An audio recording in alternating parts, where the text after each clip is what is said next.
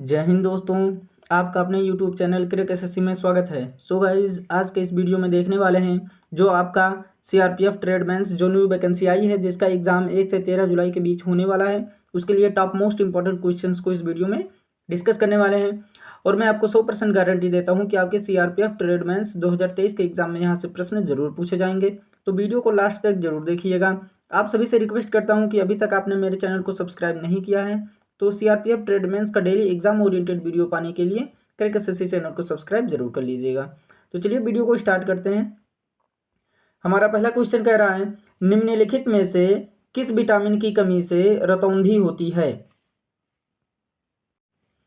निम्नलिखित में से किस विटामिन की कमी से रतौंधी होती है? तो यह हमारा करेक्ट आंसर हो जाएगा option B, A. Vitamin A की कमी की वजह से रतौंधी नामक रोग होता है। और इसके इंपॉर्टेंट पॉइंट्स को भी देख लेंगे। जितने भी विकल्प में दिए गए हैं उन सभी के आंसर आपको यहाँ पर मिल जाएंगे, है ना। तो ऐसे ही सारे क्वेश्चंस हैं इस वीडियो में, तो वीडियो को अंत तक जरूर देखिएगा। अब जैसे ऑप्शन में दिया था विटामिन B2, है ना, तो विटामिन B2 की कमी से कौन सा रोग होता है? तो आंखों का लाल होना विटामिन B2 की कमी की वजह से रोग होता है। विटामिन E की कमी से कौन सा रोग होता है? तो जनन शक्ति का कम होना विटामिन E की कमी की होता है। और विटामिन D की कमी से कौन सा रोग होता है? तो रिकेट्स विटामिन D की कमी से रोग होता है। तो अगर वीडियो पसंद आएगी तो एक लाइक जरूर कीजिएगा। अगला क्वेश्चन कह रहा है, CHCl3 का सामान्य नाम क्या है? CHCl3 का सामान्य नाम क्या होता है? तो ऑप्शन ए हमारा राइट आंसर हो जाएगा क्लोरोफार्म। CHCl3 का सामान्य नाम क्या होता है? क्लोरोफार्म होता है। इसके हम इंपॉर्टेंट पॉइंट्स से समझ लेते हैं। सोडियम क्लोराइड का रासायनिक सूत्र क्या होता है? यानी Cl होता है। हाइड्रोक्लोरिक अम्ल का रासायनिक सूत्र क्या होता है? HCl होता है। सोडियम नाइट्रेट का रासायनिक सूत्र क्या होता है? यानी NO3 होता है। अगला क्वेश्चन कह रहा है कि दाब मापने के लिए SI इकाई क्या है? तो दाब मापने के लिए SI इकाई क्या होती है? तो यह हमारा ऑप्शन डी राइट आंसर हो जाएगा, पास्कल। पास्कल जो है ये दाब मापने की SI इकाई है। अगला क्वेश्चन कह रहा है, इसके इंपॉर्टेंट पॉइंट से समझ लेते हैं। एम्पियर जो है ये किसकी SI मात्रक होता है? तो विद्युत धारा का SI मात्रक एम्पियर होता है। कैंडेला जो होता है ये ज्योत तीव्रता का SI मात्रक होता है। और केल्विन जो होता है उष्मा गतिक का SI मात्रक होता है। तो इन सभी इंपॉर्टेंट पॉइंट्स को आप लोग जरूर ध्यान रखिएगा। अगला क्वेश्चन कह रहा है, मेरी कहानी डैश की आत्मकथा का नाम है? मेरी कहानी किसकी आत्मकथा का नाम है? तो यह हमारा ऑप्शन सी राइट आंसर हो जाएगा, जवाहरलाल नेहरू का। जवाहरलाल नेहरू हमारा करेक्ट आंसर हो जाएगा। अगला कुछ इंपॉर्टेंट पॉइंट समझ लेते हैं हम कि महात्मा गांधी की कृत क्या है? तो my experiment with truth Mahatma Gandhi की रचना है। भगत सिंह की रचना कौन सी है? व्हाई आई एम एन एथियट्स, है ना। और बंकिम चंद्र चट्टोपाध्याय का रचना क्या है? वंदे मातरम। ये हमारा करेक्ट आंसर हो जाएगा। अगला क्वेश्चन देख लेते हैं, अयोध्या किस नदी के किनारे बसा हुआ है? तो अयोध्या जो है ये किस नदी के किनारे बसा हुआ है? तो यह हमारा ऑप्शन डी राइट आंसर हो जाएगा, सरयू नदी के किनारे अयोध्या बसा हुआ है। इसके इंपॉर्टेंट पॉइंट से समझ लेते हैं कि हुगली नदी के किनारे कौन सा शहर बसा हुआ है? तो कोलकाता। गंगा नदी के किनारे कौन सा शहर बसा हुआ है? पटना। गोमती नदी के किनारे कौन सा शहर बसा हुआ है? तो लखनऊ। तो इन सभी इंपॉर्टेंट पॉइंट्स को आप लोग जरूर ध्यान रखिएगा, जो आपके एग्जाम के लिए बहुत बेनिफिट होने वाले हैं। और वीडियो अगर पसंद आ रही होगी तो एक लाइक जरूर कीजिए, चैनल को सब्सक्राइब जरूर कर लीजिए ऐसे ही एग्जाम ओरिएंटेड वीडियो पाने के लिए। और अगर आपको वीडियो अच्छी लगी हो तो कमेंट में एक बार जरूर बता दीजिएगा कि आपको वीडियो अच्छी लगी कि नहीं लगी, है ना। और आगे आपको ऐसे ही वीडियो चाहिए तो इस चैनल को सब्सक्राइब जरूर कर लीजिए और कमेंट में बताइए कि आपको आगे भी ऐसे ही वीडियो चाहिए, है ना। तो और वीडियो में अंत तक जरूर बने रहिएगा, है ना। आगे भी और भी इंटरेस्टिंग क्वेश्चंस हैं जो आपके सीआरपीएफ ट्रेडमैन्स के एग्जाम के लिए बहुत इंपॉर्टेंट हैं। अगला क्वेश्चन कह रहा है, काली मंदिर कहाँ स्थित है? काली मंदिर जो है ये कहाँ पर स्थित है? तो ऑप्शन सी हमारा राइट आंसर हो जाएगा, कोलकाता में। काली मंदिर कोलकाता में स्थित है। इसके इंपॉर्टेंट पॉइंट से समझ लेते हैं। गया में कौन सा मंदिर स्थित है? तो गया में जो मंदिर है स्थित है वो विष्णु पद मंदिर गया में स्थित है। और विष्णु पद मंदिर का निर्माण किसने करवाया था? तो रानी अहिल्याबाई ने विष्णु पद मंदिर का निर्माण करवाया था। पटना में कौन सा मंदिर स्थित है? तो हर मंदिर है और इसका निर्माण किसने करवाया था? महाराजा रणजीत सिंह ने करवाया था। और अमृतसर में स्वर्ण मंदिर स्थित है और इसको भी महाराजा रणजीत सिंह ने निर्माण करवाया था। तो इन सभी पॉइंट्स को आप लोग जरूर ध्यान रखिएगा। अगला क्वेश्चन कह रहा है, गिद्दा किस राज्य का लोक नृत्य है? तो गिद्दा किस राज्य का लोक नृत्य है? तो ये हमारा ऑप्शन बी राइट आंसर हो जाएगा, पंजाब। पंजाब हमारा करेक्ट आंसर हो जाएगा। अगर क्वेश्चन का आंसर आपको पहले से ही पता हो तो कमेंट में आप क्वेश्चन का आंसर दे सकते हैं। अगला क्वेश्चन, इसका इंपॉर्टेंट पॉइंट से समझ लेते हैं कि मेघालय का लोक नृत्य क्या है? तो लाहो जो है ये मेघालय का लोक नृत्य है। मणिपुर का राखाल है और मिजोरम का चेरोकान है। चेरोकन ये मिजोरम का लोक नृत्य है। अगला क्वेश्चन कह रहा है विश्व जल दिवस कब मनाया जाता है? तो विश्व जल दिवस कब मनाया जाता है? ऑप्शन देख लेते हैं। तो ये हमारा ऑप्शन सी राइट आंसर हो जाएगा, 22 मार्च को। विश्व जल दिवस कब मनाया जाता है? 22 मार्च को मनाया जाता है। इसके इंपॉर्टेंट पॉइंट से समझ लेते हैं कि 23 फरवरी को क्या मनाया जाता है? तो विश्व स्काउट दिवस 23 फरवरी को मनाया जाता है। 22 अप्रैल को विश्व पृथ्वी दिवस मनाया जाता है। 24 अप्रैल को मानव एकता दिवस मनाया जाता है। तो इन सभी इंपॉर्टेंट पॉइंट्स को आप लोग जरूर ध्यान रखिएगा। और ये सारे क्वेश्चन प्रीवियस ईयर से लिए गए हैं जो आपके एग्जाम के लिए बहुत बेनिफिट होने वाले हैं, इसलिए वीडियो में अंत तक जरूर बने रहिएगा। अगला, चित्तरंजन दास को किस उपनाम से जाना जाता है? तो चित्तरंजन दास को किस उपनाम से जाना जाता है? ऑप्शन ए हमारा राइट आंसर हो जाएगा, देश बंधु के उपनाम से जाना जाता है। इसके इंपॉर्टेंट पॉइंट से समझ लेते हैं। गुरुजी किसका उपनाम है? तो MS गोलवलकर इनका उपनाम गुरुजी है। लोकमान्य किसका उपनाम है? तो बाल गंगाधर तिलक का उपनाम क्या है? लोकमान्य है। शांति पुरुष किसका उपनाम है? तो लाल बहादुर शास्त्री का शांति पुरुष उपनाम है। ये हमारा करेक्ट हो जाएगा। अगला क्वेश्चन कह रहा है खानवा का युद्ध कब हुआ था? तो खानवा का युद्ध जो हुआ था ये कब हुआ था? तो ऑप्शन बी राइट आंसर हो जाएगा, 1527 ईस्वी में खानवा का युद्ध हुआ था। और ये किसके बीच में हुआ था? तो राणा सांगा एवं बाबर के बीच में हुआ था खानवा का युद्ध, है ना। तो इस इंपॉर्टेंट पॉइंट को जरूर ध्यान रखिएगा। और इंपॉर्टेंट पॉइंट से समझ लेते हैं 1576 ईस्वी में हल्दी घाटी का युद्ध हुआ था, है ना। 1576 ईस्वी में क्या हुआ था? हल्दी घाटी का युद्ध हुआ था। और हल्दी घाटी का युद्ध किसके किसके बीच में हुआ था? तो राणा प्रताप एवं अकबर के बीच में हल्दी घाटी का युद्ध हुआ था। 1528 ईस्वी में चंदेरी का युद्ध हुआ था और यह मेदिनी राय एवं बाबर के बीच में हुआ था। 1529 ईस्वी में घाघरा का युद्ध हुआ था और ये किसके बीच में हुआ था? अफगानों एवं बाबर के बीच में हुआ था 1529 में, है ना। तो इन सभी इंपॉर्टेंट पॉइंट्स को जरूर ध्यान रखिएगा, इससे क्वेश्चंस 100% एग्जाम में आते हैं, है ना। अगला क्वेश्चन कह रहा है निम्नलिखित में से कौन मृदंग वादक है? तो मृदंग वादक कौन है? तो ये हमारा ऑप्शन सी राइट आंसर हो जाएगा, पालधर रघु जो है ये मृदंग वादक हैं। इसका इंपॉर्टेंट पॉइंट से समझ लेते। वज्र नारायण जो हैं ये सरोद वादक हैं। रघुनाथ सेठ ये बांसुरी वादक हैं और जगदीश मोहन ये जल तरंग वादक हैं। इन सभी इंपॉर्टेंट पॉइंट्स को जरूर ध्यान रखिएगा। वाद्य यंत्र से भी एक नए क्वेश्चन हर एक शिफ्ट में पूछे जाएंगे, है ना, आप लोगों के, इसलिए इन सभी पॉइंट्स को आप लोग जरूर ध्यान रखिएगा। और ये सारे क्वेश्चन प्रीवियस ईयर से हैं और एग्जाम में कई बार आ चुके हैं, तो आगे भी एग्जाम में आएंगे निश्चित है।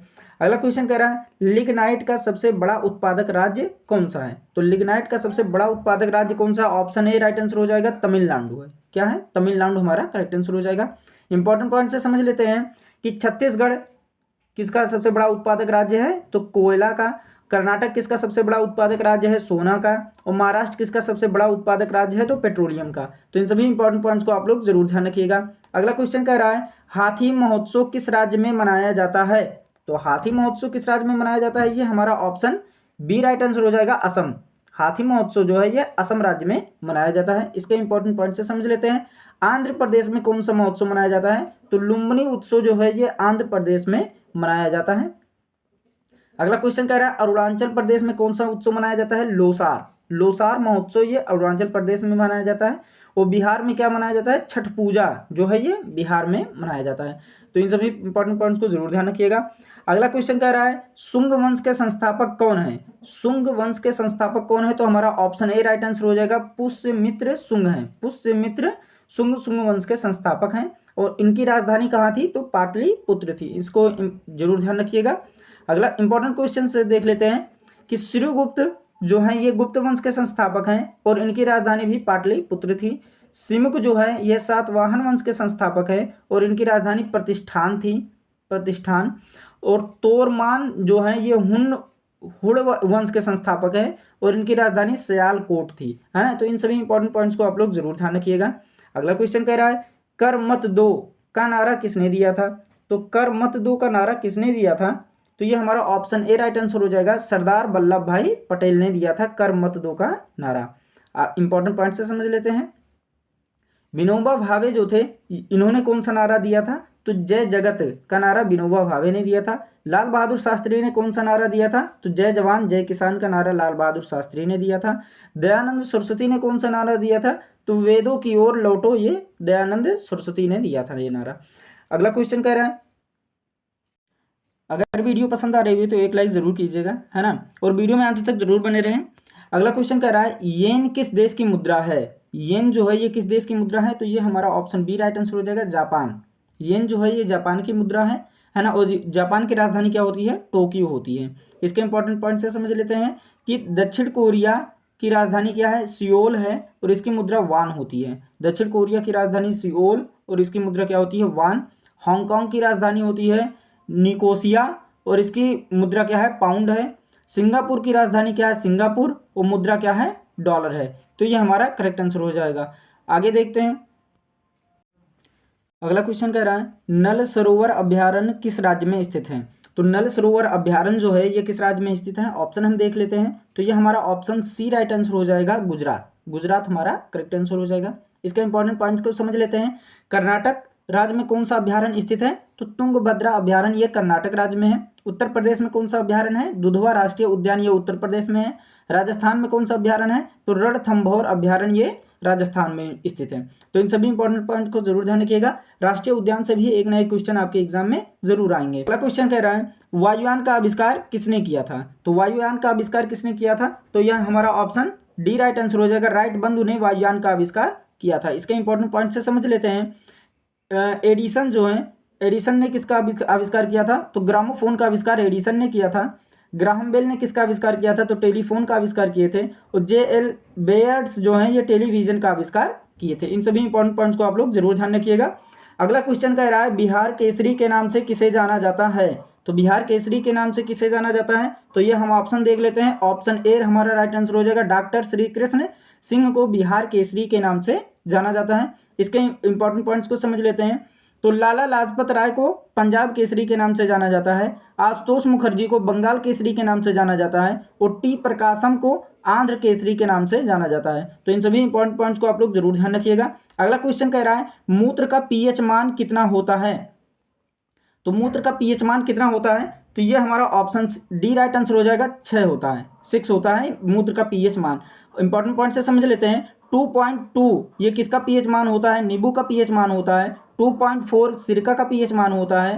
2.8 शराब का पीएच मान होता है। तो इन सभी इंपॉर्टेंट पॉइंट्स को आप लोग जरूर ध्यान रखिएगा।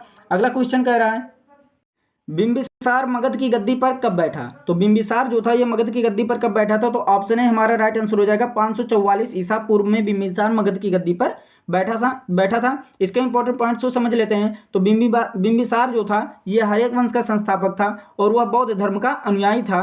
और महात्मा बुद्ध की सेवा में बिंबिसार ने राजवैद्य जीवक को भेजा था। तो ये जितने भी इंपॉर्टेंट पॉइंट्स हैं ये सारे क्वेश्चन कई बार एग्जाम में आ चुके हैं, तो इसलिए इंपॉर्टेंट पॉइंट्स को भी आप लोग जरूर ध्यान रखिएगा, है ना। अगला क्वेश्चन कह रहा है, किसका जलीय विलयन नीले लिटमस को लाल कर देता है? तो किसका जलीय विलयन? तो ये हो जाएगा ऑप्शन बी, अम्ल का। अम्ल का जलीय विलयन नीले लिटमस को लाल कर देता है। इसके इंपॉर्टेंट पॉइंट से समझ लेते हैं कि अम्ल जो हैं स्वाद में खट्टे होते हैं। नाइट्रिक अम्ल का प्रयोग सोना एवं चांदी के शुद्धिकरण में किया जाता है। अम्ल स्वाद में कैसे होते हैं? तो खट्टे होते हैं। ये अभी आर्मी अग्निवीर में एग्जाम में पूछा गया है, तो इसलिए इंपॉर्टेंट पॉइंट्स को आप लोग जरूर ध्यान रखिएगा। अगला क्वेश्चन कह रहा है, पृथ्वी का निकटतम ग्रह कौन है? तो पृथ्वी का निकटतम ग्रह कौन है? तो ये हमारा ऑप्शन बी राइट आंसर हो जाएगा, शुक्र है। पृथ्वी का निकटतम ग्रह कौन सा है? शुक्र है। अगर सूर्य के सबसे निकटतम ग्रह कौन सा है तो पूछेगा तो बुध हो जाएगा, है ना। तो अगर शुक्र के बारे में अगर हम देखें तो शुक्र को सांझ का तारा या भोर का तारा भी कहा जाता है। शुक्र को पृथ्वी की बहन भी कहा जाता है। और शुक्र जो है ये सबसे चमकीला एवं सबसे गर्म ग्रह है ना। और शुक्र के पास, ये भी ध्यान में रखिएगा, शुक्र के पास कोई भी उपग्रह नहीं है। तो ये सभी इंपॉर्टेंट पॉइंट्स को आप लोग जरूर ध्यान रखिएगा। अगला क्वेश्चन कह रहा है, एकल नागरिकता एवं विधि निर्माण प्रक्रिया किस देश के संविधान से ली गई है? तो ये किस देश के संविधान से ली गई है? तो ऑप्शन है हमारा राइट आंसर हो जाएगा, ब्रिटेन के संविधान से ली गई है। और संसदात्मक शासन प्रणाली भी ये भी ब्रिटेन के संविधान से ली गई है। इन सभी इंपॉर्टेंट पॉइंट्स को आप लोग जरूर ध्यान रखिएगा। अगला क्वेश्चन कह रहा है, मानव शरीर की सबसे बड़ी ग्रंथि कौन सी है? तो मानव शरीर की सबसे बड़ी ग्रंथि जो है ये हो जाएगी ऑप्शन डी राइट आंसर हो जाएगा हमारा, यकृत। यकृत जो है ये मानव शरीर की सबसे बड़ी ग्रंथि है। और ये भी ध्यान में रखिएगा, यकृत का वजन जो होता है, ये यकृत का वजन 1.5 से लेकर के 2 kg का होता है ना, यकृत का वजन होता है। और यकृत द्वारा ही क्या होता है, पित्र स्रावित होते हैं, है ना। तो ये आपके 25 क्वेश्चन थे जो आपके लिए बहुत इंपॉर्टेंट थे, है ना। इसलिए मैंने अगर वीडियो पसंद आई होगी तो एक लाइक जरूर कीजिएगा, चैनल को सब्सक्राइब जरूर कर लीजिएगा ऐसे ही एग्जाम ओरिएंटेड वीडियो पाने के लिए, है ना। और अपने दोस्तों तक शेयर जरूर कीजिए और कमेंट करके जरूर बताइए कि आपको ये वीडियो कैसी लगी, है ना। और आप लोग जरूर ध्यान दिए होंगे कि इसमें 25 क्वेश्चन है, लेकिन ये समझ लीजिए कि 25 और गुणे 4 कर दिया जाए तो ये आपके 100 क्वेश्चंस के आंसर मिल गए हैं इस वीडियो में, है ना, जो आपके एग्जाम के लिए बहुत बेनिफिट होने वाले थे। इसलिए वीडियो को चैनल को सब्सक्राइब जरूर कर लीजिएगा ऐसे ही एग्जाम ओरिएंटेड वीडियो पाने के लिए, है ना। मिलते हैं नेक्स्ट वीडियो में, तब तक के लिए take care and bye bye.